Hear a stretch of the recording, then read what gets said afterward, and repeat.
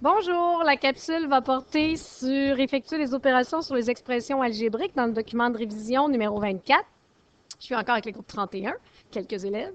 Donc, on part. Je vais faire le numéro 24C. Alors, premièrement, tu observes ce que tu as.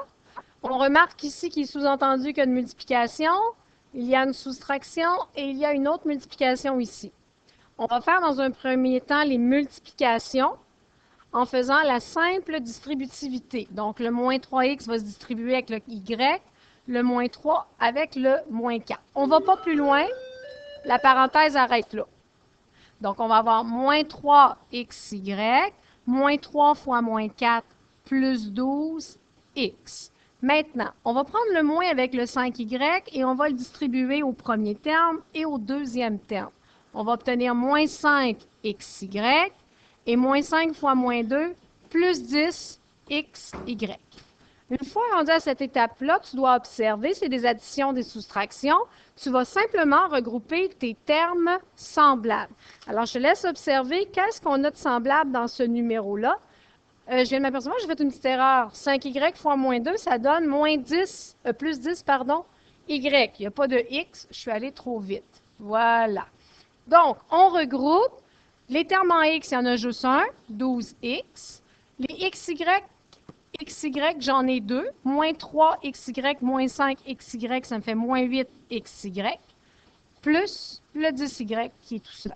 Voilà, on a terminé le numéro C. Le numéro E maintenant. Oui, Charles?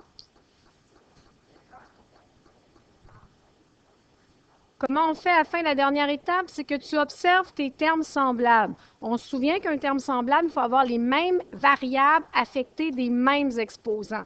Comme ici, on a des xy et on a des xy. Ils sont tous les deux exposés. X est exposant 1, y est exposant 1. Donc, je vais regrouper leurs exposants. Moins 3, pas leur exposant, pardon, leur coefficient. Moins 3, moins 5, moins 8. C'est bon? Je termine avec le numéro E. Juste te rappeler que quand tu as un binôme au carré, c'est le binôme qui se multiplie deux fois par lui-même. Pourquoi deux? Parce que c'est exposant 2. Si on avait eu exposant 3, on aurait mis 3 parenthèses. Une fois que c'est comme ça, on va faire ce qu'on appelle la double distributivité. Alors, le premier, x fois x, ça donne x2. X fois moins 3, moins 3x. Moins 3 fois x, moins 3x. Et moins 3 fois moins 3, plus 9. À cette étape-ci, même chose que tantôt au numéro C, on doit regrouper les termes semblables. Des x2, il y en a juste un. Par contre, le terme en x ici, le terme en x là, on peut les regrouper. Ça va me donner moins 6x et le terme constant plus 9 va rester tout seul. Et voilà.